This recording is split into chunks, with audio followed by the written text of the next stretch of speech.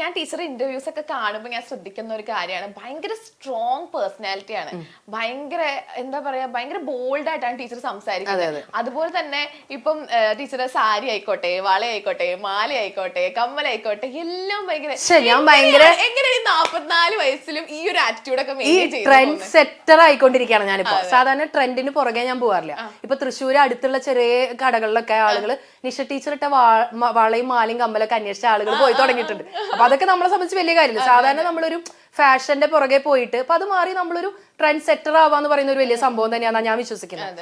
അത് ബേസിക്കലി അത് നമ്മുടെ ഒരു ആറ്റിറ്റ്യൂഡ് തന്നെയാണ്. കാരണം പലരും വയസ്സായി, ഇപ്പൊ ഞങ്ങൾ തന്നെ സ്കൂളിന്റെ ഒക്കെ ഇടയ്ക്ക് ഇങ്ങനെ ഗെറ്റ് ടുഗദേഴ്സ് ഒക്കെ വെക്കുമ്പോൾ നമ്മുടെ കൂടെയുള്ള ആൾക്കാരൊക്കെ വയസ്സായി, പിള്ളേരുടെ കല്യാണമൊക്കെ ആയിടി, വയ്യട്ട, മുട്ടുവേന, നടുവേന, ആ ഒരു അവസ്ഥയിലേക്ക് സൈഡായി മൊത്തം പ്രാരാബ്ദ. ഞാനിപ്പോഴും ആരെങ്കിലൊക്കെ ക്യാമറമാൻമാരെ വിളിച്ച് കൊളാബ് വീഡിയോയും ചെയ്ത്, ഇപ്പൊ ഇന്നലെ രാമായണ മാസത്തിന്റെ വീഡിയോ ഷൂട്ടൊക്കെ ഉണ്ടായിരുന്നു. എവിടെയെങ്കിലും ഒരു വീഡിയോ ചെയ്യാൻ പറ്റുക. ക്യാമറ, 2 സാധനങ്ങളാണ് എന്റെ വീക്ക്നെസ്. ഒന്ന് ക്യാമറ, മറ്റൊന്ന് മൈക്ക്. ഇത് രണ്ടും കയ്യിൽ പോകും. അപ്പൊ ആ ഒരു ആറ്റിറ്റ്യൂഡ് അങ്ങനെ മെയിൻറ്റെയിൻ ചെയ്ത് അങ്ങനെ പോകും. 2 മക്കളാണ് എനിക്ക്. മൂത്ത മോൾക്ക് ഇപ്പൊ 21 വയസ്സ്, മെഹറിന്റെ ഒക്കെ ഒരു പ്രായം. ചെറിയ മോൾക്ക് 11 വയസ്സ്. മൂത്ത മോൾ അപർണ, ചെറിയ ആൾ അർച്ചന. മൂത്ത ആളാണ് എല്ലാത്തിനും സപ്പോർട്ട്. അവളാണ് ക്യാമറ, അവളാണ് എഡിറ്റിങ്, അവളാണ് എല്ലാ കാര്യത്തിലും. അവൾക്ക് ചെയ്യാൻ ഇഷ്ടമല്ല. അമ്മ അതൊക്കെ നിഷ ടീച്ചർ തന്നെയാണ് അവളും വിളിക്കുക. നിഷ ടീച്ചർക്ക് എന്ത് വേണമെങ്കിലും ചെയ്യാം. അവള് കൂടെ നിൽക്കും. അവള് ഓൺ സ്ക്രീൻ അല്ല, ബാക്കിൽ നിൽക്കും. അതെ അതെ. 2 ഏജ് ഗ്രൂപ്പിലുള്ള മക്കളാണ്. ഇവർക്ക് ടീച്ചർ എന്ത് ഉപദേശമാണ് കൊടുക്കുന്നത്? പ്രത്യേകിച്ച് ഉപദേശം കുട്ടികൾക്ക് എനിക്ക് മനസ്സിലായത്തോളം ടീച്ചർ ഒരിക്കലും ഇവരുടെ അടുത്ത് പ്രണയിക്കരുതെന്ന് പറയൂല. അയ്യോ, പ്രണയം എന്തായാലും വേണമെന്നാണ് ഞാൻ പറഞ്ഞത്. എന്റെ ചെറിയ മോളുടെ കാര്യത്തിലാണ് എനിക്കൊരു പേടിയുള്ളത്. കാരണം അത് എന്റെ കറക്റ്റ് ഫോട്ടോസ്റ്റാറ്റ് കോപ്പിയാ. 11 വയസ്സായിട്ടുള്ളൂ.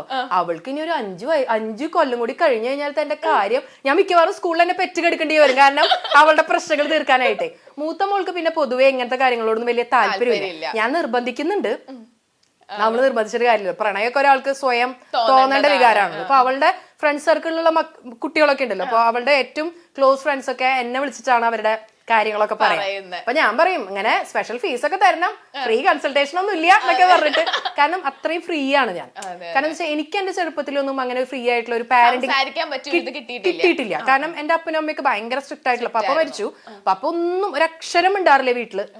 പപ്പയ്ക്ക് 6 ഭാഷ എന്തോ അറിഞ്ഞിട്ടുണ്ടായിരുന്നു എന്ന്. പപ്പ മരിച്ചു കഴിഞ്ഞാൽ അദ്ദേഹത്തിന്റെ ഡയറി നോക്കിയപ്പോഴാണ് അദ്ദേഹത്തിന് 6 ഭാഷ അറിയുമായിരുന്നു എന്ന് അതിൽ എഴുതി വെച്ച് കണ്ടത്. മലയാളം പോലും പറയണം ഞാൻ കണ്ടിട്ടില്ല. പിന്നെ എങ്ങനെ 6 ഭാഷ? അതേസമയം അമ്മ എന്ന് പറഞ്ഞിട്ടുണ്ടെങ്കിലും ഇതുപോലെ തന്നെ ഭയങ്കര സ്ട്രിക്റ്റ്. അതായത് മക്കൾ ഇങ്ങനെ അങ്ങോട്ട് തിരിയാൻ പാടില്ല, ഇങ്ങോട്ട് തിരിയാൻ പാടില്ല, കറക്റ്റ് സമയത്ത് വീട്ടിലെത്തണം, 7 മണി കഴിഞ്ഞാൽ പുറത്തേക്ക് ഇറങ്ങാൻ പാടില്ല, അങ്ങനെയൊക്കെ ചിന്തിക്കുന്ന ഒരു പഴയ ചിന്താഗതിയുള്ള ഒരു അമ്മയാണ്. അപ്പൊ അങ്ങനെ ഒരു വീടാവുമ്പോ നമ്മളൊരു കാര്യം അന്നേ വിചാരിച്ചിട്ടുണ്ടായിരുന്നു, കല്യാണമൊക്കെ കഴിഞ്ഞ് നമുക്ക് പിള്ളേരൊക്കെ ഉണ്ടാവുമ്പോ എങ്ങനെയൊക്കെ ഒരു പാരന്റ്സ് ആകരുത് എന്നുള്ളൊരു സംഭവം നമ്മൾ ചെറുപ്പം മുതലേ ഈ വന്ന സംഭവങ്ങളുണ്ടല്ലോ, അതിൽ നമുക്ക് മനസ്സിലായി എങ്ങനെയൊക്കെ പാരന്റ്സ് ആകരുത് എന്നുള്ളത് ഞാൻ മനസ്സിലാക്കി വെച്ചിട്ടുണ്ട്. അപ്പൊ പിന്നെ നമ്മൾ അത് തന്നെ തുടരുന്നതിൽ അർത്ഥമില്ലല്ലോ. അതുകൊണ്ട് ഞാൻ എത്രത്തോളം മക്കളുടെ അടുത്ത് ഫ്രീ ആവാൻ പറ്റുമോ. പക്ഷെ എന്റെ മുഖം ഒന്ന് മാറി അവർക്കറിയാം, മനസ്സിലാവും. ശീത്തൊന്നും ഞാൻ പറയില്ല. ഇത്രയൊക്കെ blah blah blah blah blah എന്ന് പറയുന്ന ഞാൻ ചിലപ്പോ ഒന്ന് സൈലന്റ് ആയി കഴിഞ്ഞാൽ അവർ കരയും. ഒന്നും മിണ്ടില്ല ഞാൻ ആ സമയത്ത്. അതായത് അപ്പൊ ആ ഒരു നിശബ്ദത ഉണ്ടല്ലോ, അത് ശരിക്കും ഇങ്ങനെ ഒന്നും മിണ്ടില്ല. ചില ആളുകൾ ഇങ്ങനെ മറ്റേ കത്തി താഴെയിട അങ്ങനത്തെ ഡയലോഗൊന്നുമില്ല. എനിക്ക് അങ്ങനെ മക്കളുടെ കാര്യത്തിലൊന്നും അങ്ങനെ ദേഷ്യമൊന്നും വരില്ല. പക്ഷെ അങ്ങനെ അത്രയും വശപ്പശകായിട്ടുള്ള ഒരു കാര്യമാണെങ്കിൽ എനിക്ക് ശരിക്കും ദേഷ്യം വരെ നോണ പറയുമ്പോഴാണ്. കാരണം ഞാൻ അവരുടെ അടുത്ത് പറയാം, നിങ്ങൾ ഒരാളെ തല്ലി കൊന്നിട്ട് വേണമെങ്കിൽ എൻ്റെ അടുത്ത് വന്നിട്ട് പറഞ്ഞു, അമ്മ എന്നെ ബൈ മിസ്റ്റേക്ക് എനിക്ക് അങ്ങനെ ഒരു സംഭവം വന്നു എന്ന് പറഞ്ഞാൽ പോലും ഞാൻ പോലീസ് സ്റ്റേഷനിലോ കോടതിയിലോ എവിടെ വേണമെങ്കിൽ വരും. പക്ഷെ എൻ്റെ അടുത്ത് നുണ പറഞ്ഞ ഭയങ്കര അഡിഷൻ എനിക്കത്. നുണ പറയണ ആളുകളെ ഞാൻ പിന്നെ വെച്ചോണ്ടിരിക്കില്ല. എനിക്ക് ഏറ്റവും അതിപ്പോഴും പറയുമ്പോൾ എനിക്ക് ദേഷ്യം വരാം. നുണ എന്ന് പറയുന്നത് ഞാൻ ഒരിക്കലും വെച്ച് പൊറിപ്പിക്കാതെ. കാരണം ഞാൻ നുണ പറയാറില്ല. അതായത് നമ്മളിപ്പോ എന്തെങ്കിലും ഒരു തെറ്റ് ചെയ്തു അല്ലെങ്കിൽ ശരി ചെയ്തു, ഈ തെറ്റ് ശരി എന്ന് പറയുന്ന സംഭവം തന്നെ ആപേക്ഷികമാണ്. അതുപോലും വളരെ പബ്ലിക്കിൽ വിളിച്ചു പറയാൻ ഭയങ്കര കരുത്തുള്ള ഒരാളാണ് ഞാൻ. അതെല്ലാവർക്കും ഉണ്ടായിക്കൊള്ളണം എന്നില്ല കേട്ടോ. ഞാൻ ഇങ്ങനെയാണെന്ന് പറയാൻ ഞാൻ ആരെ ഭയക്കണം? മാധവിക്കുട്ടി പറഞ്ഞിട്ടുള്ള ഒരു കോട്ടാണത്. ഞാൻ കുറെ സംസാരിച്ചോണ്ടിരിക്കും. ഇടയ്ക്ക് മെഹർ ചോദിച്ചില്ലെങ്കിൽ മെഹർ എന്തിനാണ് അവിടെ ഇരിക്കുന്നത് കുറച്ച് മെഹറിന് സംശയം തോന്നും. അല്ല, അപ്പൊ ഞാൻ എന്തിനാ അവിടെ ഇരിക്കണേ? ഞാൻ അല്ല പിന്നെ ടീച്ചർക്ക് തന്നെ അപ്പൊ ഇടയിലിടയിൽ കുട്ടി ഒരു ചോദ്യം ചോദിക്കാം. ഹസ്ബൻഡ് എത്രത്തോളം സപ്പോർട്ടീവ് ആണ് ഈ വീഡിയോ ചെയ്യുന്നത്? അദ്ദേഹം ഞാനും തമ്മിൽ, സാബു എന്നാണ് പേര്, ആള് തിരുവനന്തപുരത്താണ് വർക്ക് ചെയ്യുന്നത്, ജ്വല്ലറിയിലാണ്.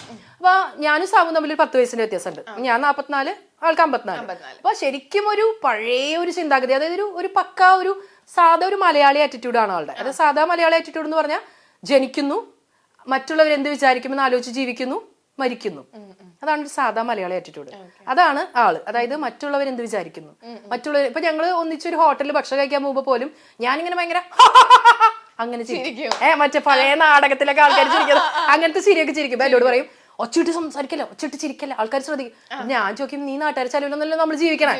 നമ്മൾ പുറത്തേക്ക് പോകുമ്പോൾ നമ്മൾ ഫ്രീ ആയി, അതായത് എപ്പോഴും ഓൾവേസ് കോൺഷ്യസ് മറ്റുള്ളവർ എന്ത് വിചാരിക്കും, അങ്ങനെയുള്ള ഒരാളാണ്. അപ്പൊ ആളെ സംബന്ധിച്ച് എനിക്കിതൊക്കെ ചെയ്യാം, പക്ഷെ ആൾക്ക് ആളുടെ വഴി, എനിക്ക് എന്റെ വഴി എന്നുള്ളൊരു രീതിയാണ്. ഞാനിതിന് പോകുന്നതിനോടൊന്നും ആൾക്ക് വിരോധമൊന്നുമില്ല. പക്ഷെ ആളെ ഒരിക്കലും പബ്ലിക്കിലേക്ക് കൊണ്ടുവന്ന് ഇപ്പൊ ഇവിടെ തൊട്ടപ്പുറത്ത് സാബുവിനെ കൊണ്ട് ഇരുത്തണം എന്ന് വിചാരിച്ചു കഴിഞ്ഞാൽ 1 കോടി രൂപ കൊടുക്കാന്ന് പറഞ്ഞാലും ആള് വരില്ല. അപ്പൊ അങ്ങനെ, അതായത് എനിക്ക് എന്റെ വഴി, ആൾക്ക് ആളുടെ വഴി എന്നുള്ള ഒരു രീതിയാണ്. അപ്പൊ ഇപ്പൊ ടീച്ചർ പറഞ്ഞല്ലോ പിയർ ഗ്രൂപ്പിന്റെ ഇൻഫ്ലുവൻസ് പറഞ്ഞല്ലോ. അപ്പൊ നമ്മളൊക്കെ ഇങ്ങനെ കേൾക്കുന്നതാണ്, പ്ലസ് 2 വരെ ഒന്നും ഒരു കുഴപ്പമില്ലാത്ത കുട്ടിയായിരുന്നു, ഹോസ്റ്റലിൽ പോയിട്ട് ആ പിള്ളേരെ കൂട്ടുകൂടാണ് നശിച്ചു പോകുന്നത്. ആ പറഞ്ഞ ഇതിനോട് ടീച്ചർ യോജിക്കും? പിയർ ഗ്രൂപ്പ് ഡെഫിനറ്റ്ലി നമ്മളെ ഭയങ്കരമായിട്ട് ഇൻഫ്ലുവൻസ് ചെയ്യും, അല്ലെങ്കിൽ അതൊരു തർക്കമില്ല. കാരണം എന്താ വെച്ചാൽ അത്രയും കാലം നമ്മളുടെ ഒരു സംരക്ഷണയിൽ കഴിയുന്ന കുട്ടികളായിരിക്കും. പക്ഷെ ഹോസ്റ്റലിൽ പോയി കഴിയുമ്പോൾ അവരെ നശിപ്പിക്കാനായിട്ട് ഒരുപാട് ആളുകളുണ്ടാവും. ഈ പെട്ടെന്ന് ഇങ്ങനെ പറയുമ്പോ ഞാൻ ഭയങ്കര ഒരു കട്ട ലാലേട്ടൻ ഫാനാണ്. പവിത്രം എന്ന് പറഞ്ഞൊരു മൂവി പണ്ടത്തെ അതില് ബിന്ദുജ മേനോൻ എന്ന് പറഞ്ഞ ക്യാരക്ടർ ഉണ്ട്. അവര് പഴയ നാടൻ സ്റ്റൈലിൽ വളർന്നു വന്ന ഒരു കുട്ടിയാണ്. അപ്പൊ ആ സിനിമയില് ബിന്ദുജ മേനോൻ കുറെ നാളുകൾക്ക് ശേഷം ഹോസ്റ്റൽ ലൈഫിലേക്ക് പോവാണ്. അപ്പൊ അത്ര കാലം ഒരു നാടൻ രീതിയിൽ വളർന്നു വന്ന ആ കുട്ടീനെ ഹോസ്റ്റലിൽ നശിപ്പിക്കാനായിട്ട് കുറെ ആളുകൾ ഉണ്ടായിരുന്നു. അതായത് സെയിം പിയർ ഗ്രൂപ്പ് നശിപ്പിക്കുന്ന ഒരു രീതി, അത് സത്യം തന്നെയാണ്. നമ്മളെ ഡെയിലി ഒരാള് കുറെ കാര്യങ്ങൾ പറഞ്ഞിങ്ങനെ മനസ്സിലാക്കി തരുമ്പോ, കാരണം ആ ഒരു ഏജ് എന്ന് പറഞ്ഞു കഴിഞ്ഞാൽ എങ്ങനെ വേണമെങ്കിലും നമ്മൾ ഫ്ലെക്സിബിൾ ആവുന്നു. ഇപ്പൊ സിമെന്റ് ഒക്കെ ഇടുന്ന കണ്ടിട്ടില്ലേ, സിമെന്റ് ഇട്ട സ്ഥലത്ത് നമ്മളിങ്ങനെ നടക്കാന്ന് വിചാരിക്കും, ഉണങ്ങണേക്കാൾ മുമ്പ് എന്താ ഉണ്ടാവുക, പെട്ടെന്ന് ഇതാവും, നമ്മുടെ കാലിന്റെ പാടുകൾ അവിടെ വരും. അതുപോലെയാണ്. അതായത് അവര് ഓൾറെഡി എന്താ പറയാ, അവരൊന്നും മെച്ചുവേർഡ് ആയിട്ടുള്ള ഒരു മാനസികാവസ്ഥയിലേക്ക് അവർ എത്തിയിട്ടില്ല. ഇപ്പൊ ടീനേജേഴ്സ് എന്നൊക്കെ പറഞ്ഞു, അപ്പൊ അവരെ പെട്ടെന്ന് നമുക്ക് എല്ലാവർക്കും ഇൻഫ്ലുവൻസ് ചെയ്യാനായിട്ട് പറ്റും. അപ്പൊ അവരിലേക്ക് എത്തിക്കുന്ന പോയിന്റുകളെല്ലാം സത്യമാണെന്ന് വിചാരിച്ചിട്ട് അവർ ആ ഒരു ട്രാക്കിലേക്ക് വീഴാനുള്ള സാധ്യത വളരെ കൂടുതലാണ്. അപ്പൊ ഞാൻ പറയുകയാണെങ്കിൽ വീക്കെൻഡിലൊക്കെ ആകുമ്പോൾ വീട്ടിലേക്ക് വരുമ്പോഴാണെങ്കിലും നമ്മൾ അവരെടുത്ത് ആ ഒരു സപ്പോർട്ടീവായിട്ട് നിൽക്കാം. മീൻസ് അവിടെ ഉണ്ടായ ഇഷ്യൂ ആണ്. ഇപ്പൊ ഒരു കഞ്ചാവ് അങ്ങനെയുള്ള സംഭവങ്ങളാണല്ലോ ഇപ്പൊ അധികം, മയക്കുമരുന്ന് പോലെയുള്ള സംഭവങ്ങൾ. അങ്ങനെയുള്ള സംഭവങ്ങൾക്ക് ചിലപ്പോൾ 1-2 പ്രാവശ്യം അവർ ഉപയോഗിച്ചു എന്ന് പറഞ്ഞിട്ട് ചിലപ്പോൾ നമ്മുടെ അടുത്ത് വന്ന് പറയാൻ ധൈര്യം കാണിക്കുകയാണെങ്കിൽ അവിടുന്ന് അങ്ങോട്ട് അടിച്ച് തമ്പോറാക്കല്ല വേണ്ടത്, പറയാ ഇന്നതാണ് ഇതിന്റെ പ്രശ്നം എന്ന് പറഞ്ഞ് മനസ്സിലാക്കിയിട്ട് ആ ചേർത്ത് പിടിക്കലാണ് എല്ലാവരും ആഗ്രഹിക്കുന്നത്. അടിക്കാൻ ആർക്കും പറ്റും, അടിക്കാണ്ട് നമ്മളെ ചേർത്ത് നിർത്താന്ന് പറയുന്നത് അത് വളരെ അപൂർവ ആളുകൾക്ക് മാത്രം പറ്റും. കാരണം ഈ ഭയങ്കര സ്ട്രിക്റ്റ് ആയിട്ട് വളർത്തിയിട്ടുള്ള മക്കളില്ലേ, അവരാണ് ഏറ്റവും കൂടുതൽ കുരുത്തക്കേടിനും എല്ലാ കാര്യങ്ങളും. ഞാനൊക്കെ അങ്ങനെയാണ്, എന്നെയൊക്കെ സ്ട്രിക്റ്റ് ആയി വളർത്തിയതുകൊണ്ടാണ് ഞാൻ ഇങ്ങനെ സത്യം. കാരണം ഞാൻ പറയുകയാണെങ്കിലേ നമുക്ക് എപ്പോഴും ഒരു വേലി നമ്മുടെ ചുറ്റും കെട്ടുമ്പോഴാണ് ആ വേലി ബ്രേക്ക് ചെയ്യണം എന്നുള്ളത്. അല്ലെ, വേലി ഇല്ലാന്നുണ്ടെങ്കിൽ നമുക്ക് ചുറ്റും ഇവിടെ ഒരു ബോക്സ് ഇല്ലെങ്കിൽ പിന്നെ നമ്മൾ എന്ത് പൊളിച്ചപ്പുറത്തേക്ക് പോകും. അപ്പൊ എന്നെ എത്രത്തോളം സ്ട്രിക്റ്റ് ആയിട്ട്, അപ്പൊ ഇപ്പോഴും അമ്മ പറയും അങ്ങനെയൊക്കെ സ്ട്രിക്റ്റ് ആയിട്ട് വളർത്തിയ കാരണം നീ ഇങ്ങനെയെങ്കിലാണെന്ന്. ഒക്കെ വെറുതെ തോന്നുക. നമുക്ക് എന്താണോ കിട്ടില്ല എന്ന് തോന്നുന്നത് അത് കിട്ടാനുള്ള ആഗ്രഹം നമുക്ക് കൂടുതലായിരിക്കും.